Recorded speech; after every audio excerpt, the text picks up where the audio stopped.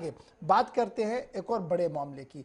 दर्दमंदों से, ज़ईफ़ों से मोहब्बत करना, हो मेरा काम गरीबों यतीमों की हिमायत करना, ये सारी चीज़ें हम सीखते हैं, लेकिन सीखते हैं स्कूल के अंदर। यानी हमने अपना सोशल नेटवर्क कैसे बनाना है, मैंने अपना माशरा कैसे तहरीर और तब्दील करना है, और क्या तब्दीलियां करनी है, और कैसे मैंने अपना आउटपुट देना है, ये सब कुछ सिखाया जाता है बेसिक एजुकेशन के अंदर, स्कूल के अंदर। कॉलेज के अंदर, यूनिवर्सिटी आते आते वो एक मुकम्मल ज़ाब्ता लेकर आता है, और जब वो बाहर आता है तो वो डिलीवर करता है। लेकिन जब हमारे स्कूलों के इंफ्रास्ट्रक्चर पर नज़र डालते हैं तो शायद ही हम उस काम में कामयाब होते होंगे जो बीज हमें बोना था, इंसानियत का बीज, जो बीज हमने बोना था कि जब वो आगे बढ़ता वो कुछ कर बैठता, वो अपनी सोसाइटी के लिए कोई काम करता, अपने मुल्क के लिए कोई काम करता, अपना नाम रोशन करता। क्योंकि जो हालात जम्मू कश्मीर के सरकारी स्कूलों के हैं वो किसी से छुपे नहीं है।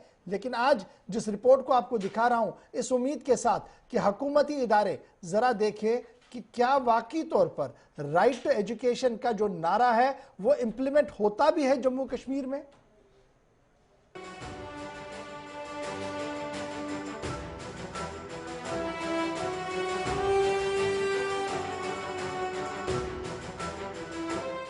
आज एक बार फिर गुलिस्तान न्यूज के संवाददाता उन इलाकों में निकले जहां सरकार दावा ठोक चुकी है कि सब ठीक ठाक है, और अगर स्कूलों की बात करें तो सरकार कह रही है स्कूल हैं, बच्चे शिक्षा भी हासिल कर रहे हैं। और आज इसी का सच जानने हमारे संवाददाता निकल पड़े।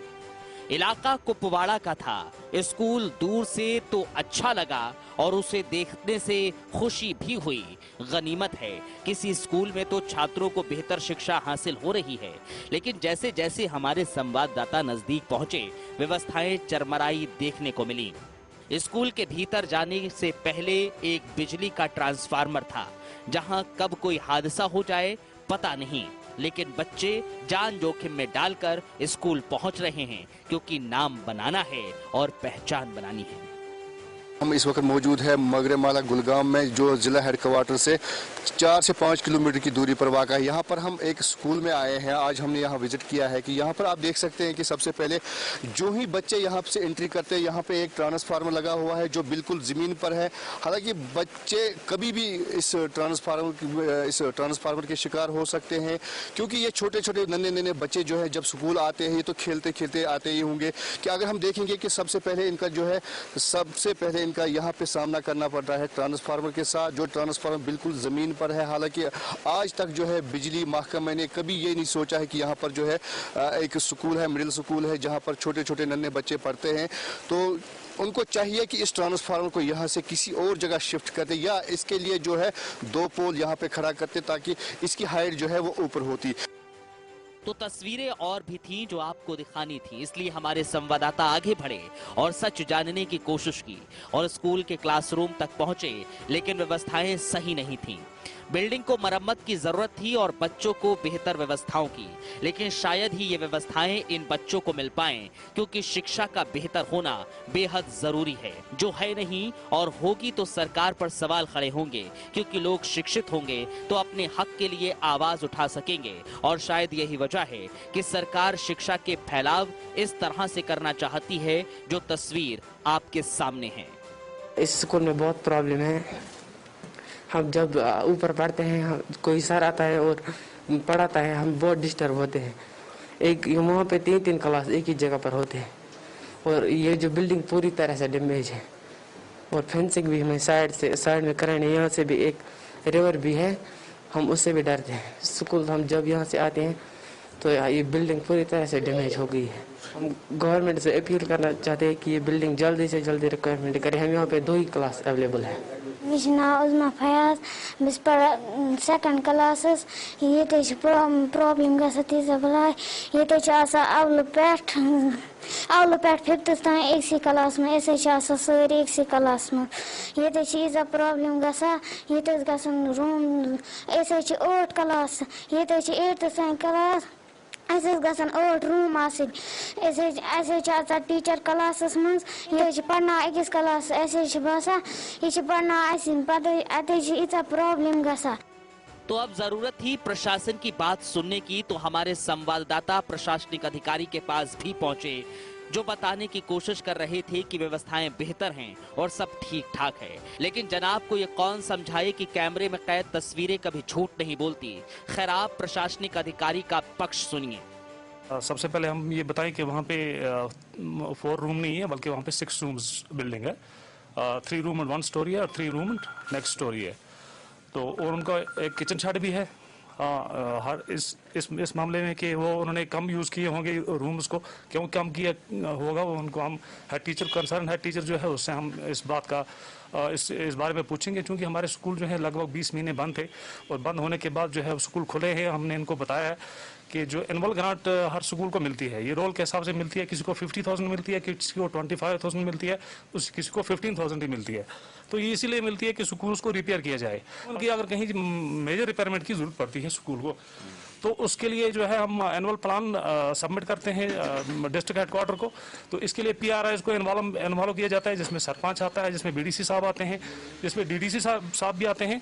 फेंसिंग का इशू जो है हमारे कई स्कूल में फेंसिंग की थोड़ा सा प्रॉब्लम है कि हमारे स्कूल कई फेंसिंग के वगैरह में हम रिफ्लेक्ट करते हैं हर साल। फेंसिंग के जहाँ जहाँ इशू है वो हम अपने प्लान्स में भी रिफ्लेक्ट करते हैं with the due consent of PRIs।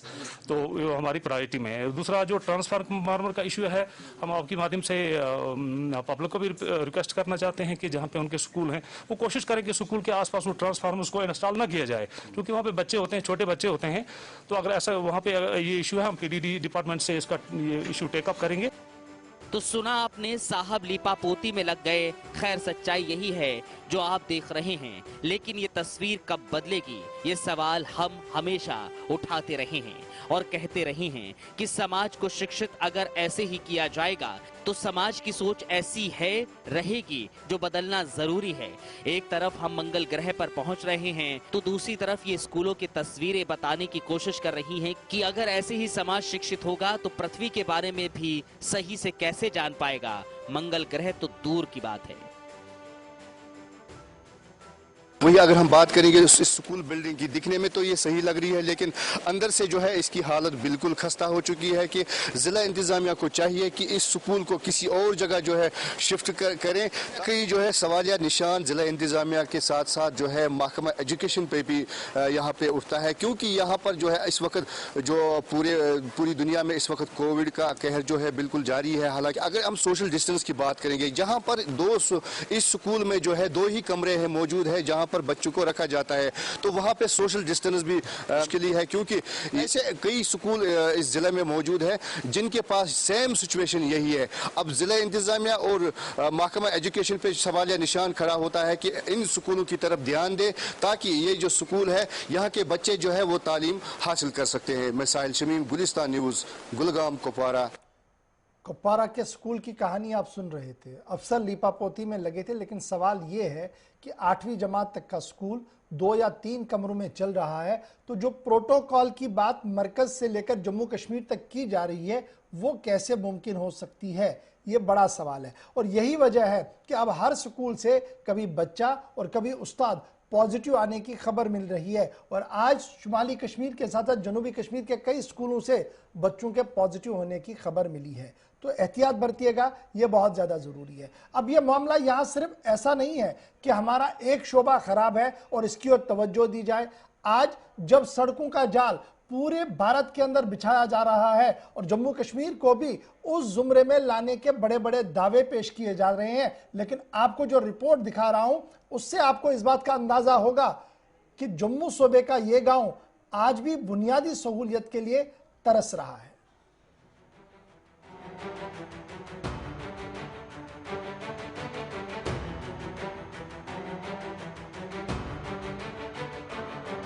ये दरिया है जो देखने में आपको काफी सुंदर लग रही होगी। एक नाव भी है, कुछ बच्चे भी और साथ में हमारे संवाददाता भी। दरिया तो खूबसूरत है लेकिन बच्चों का जीवन खूबसूरत नहीं। अब आप सोच रहे होंगे कि जब सब ठीक है तो हम ऐसा क्यों कह रहे हैं। दरअसल सालों से इस दरिया पर ब्रिज बनाए जाने की मांग की जा रही थी, लेकिन आखिर सुने कौन। सरकारें गूंगी हैं, बहरी हैं और जनता जब भी अपनी आवाज सरकारों तक पहुंचाती है तो उसे अक्सर अनसुना कर दिया जाता है। कहते हैं बच्चे मन के सच्चे होते हैं, लेकिन इस सच्चे मन की बात कड़वे मन वाले आज तक सुन नहीं पाए। और सुने भी क्यों, नेताजी को तो वोट से मतलब है और जनता को विकास से। और सुने भी क्यों, नेताजी को वोट से मतलब है और जनता को विकास से, जो ना अभी तक आ पाया है। और इन तस्वीरों से आपको भविष्य भी बखूबी नजर आ रहा होगा। बिल्कुल बीचों बीच है, मरसू का ये इलाका है और डोडा से कुछ ही दूरी पे ये पड़ता है। 21वीं सदी में आज भी लोगों को जो आर पार लोगों को जाना पड़ता है इलाका है ये सामने मेरे बिल्कुल। और यहाँ से लोगों को जो है जो नाव के जरिए आना पड़ता है। तस्वीरें थोड़ा देख लीजिए, स्कूली बच्चे भी हैं और न कोई लाइफ सेविंग जैकेट है और न जो नाव है वो भी किसी काबिल नहीं है। बिल्कुल इसके बीच में हम अपने कैमरामैन से बताऊं किस तरह से डैमेज हुई है और इसको किस तरह से जो है रबड़ वगैरह लगाए हैं। पानी अंदर नहीं आएगा। कुछ बच्चों से भी बातचीत कर लेते हैं कहाँ के हैं ये और किस तरह की दिक्कत इनको आती है। आपका नाम क्या है? आकाश कुमार। आकाश जी कहाँ के रहने वाले हैं? हम इधर के रहने वाले, कौड़ा पानी के। डर नहीं लगता है डर इस हालत में? डर तो लगता है पर क्या करे, गवर्नमेंट करेगी अब आगे जो करेगी। आज से पहले कोई बताया गया था आपको कि इस रास्ते का काम वगैरह लगेगा या कुछ ऐसा? ऐसा कभी सुना नहीं। तो स्कूल वगैरह इसी में जाते हो? हाँ स्कूल इसी में। जब बारिशें वगैरह होती तब कैसे जाते? तब नहीं जाना पड़ता है, स्कूल का दिन टूट जाता है। हाँ। तो क्या अपील करेंगे डिस्ट्रिक्ट एडमिनिस्ट्रेशन डोडा से आप? उनसे अपील यही करेंगे कि भाई इसका ब्रिज का काम जल्दी जल्दी स्टार्ट करें। मेरे साथ ये एक बुजुर्ग लोग भी हैं जो इस किश्ती को चलाते हैं, इनसे भी बातचीत कर लेते हैं। आपका नाम?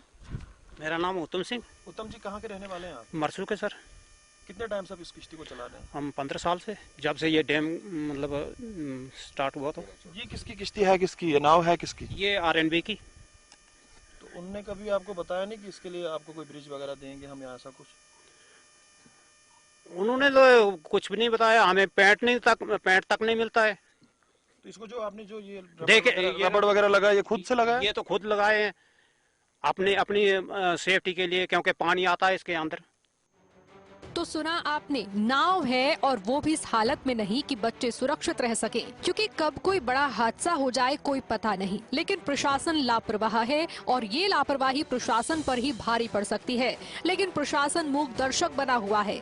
यूँ तो हम अमेरिका के बराबर चलने की बात करते हैं, हम दुनिया के बड़े देशों के साथ चलना चाहते हैं, लेकिन कैसे? जब तक ये तस्वीरें नहीं बदलेंगी देश तरक्की नहीं कर पाएगा। क्योंकि कहते हैं कि असली भारत ग्रामीण इलाकों में बसता है, लेकिन असली भारत की तस्वीर कैसी है वो तो हम आपको दिखा ही चुके हैं। तो क्या करेंगे? कितने चक्कर आपको लगाने पड़ते हैं आसपास? ये तो चक्कर फिर अगर एक आदमी आएगा तो उसको भी लेना है, अगर 4 आएंगे तो उनको भी लेना है। मतलब जितने आदमी ज्यादा आएंगे तो कितना किराया वगैरह लेते हो इन लोगों से? कुछ नहीं लेते हैं। एक डेंजरस है, आप इसको डेंजरस समझते हैं? हाँ ये तो डेंजरस हो गई है। आप क्या देखने को आप खुद ही देख सकते हैं। कुछ टाइम पहले हमने सुना था कि यहाँ पे एक बहुत बड़ा हादसा हुआ था जिसमें कुछ एक नाव भी जो पलट गई थी। जी बिल्कुल। थोड़ा सा बताएं कितने लोग थे उसमें? और उसमें 7 लोग थे, जिसमें 4 जिंदे बच गए थे। दो को मैंने निकाल दिया था। 2 साइड पे वो ब्रिज टूटा हुआ था, उसको वो रस्सा पकड़ लिया था उन्होंने। तो बाकी 3 डेड बॉडी निकल गई। 3 लोग मर गए थे। 3 लोग मर गए थे। आखिर एडमिनिस्ट्रेशन किस चीज का इंतजार कर रही है? तो हकीकत यही है, क्योंकि हादसे हो चुके हैं लेकिन इनसे सबक आज तक नहीं लिया गया। क्योंकि अगर सबक लिया जाता तो शायद ये तस्वीर देखने को नहीं मिलती।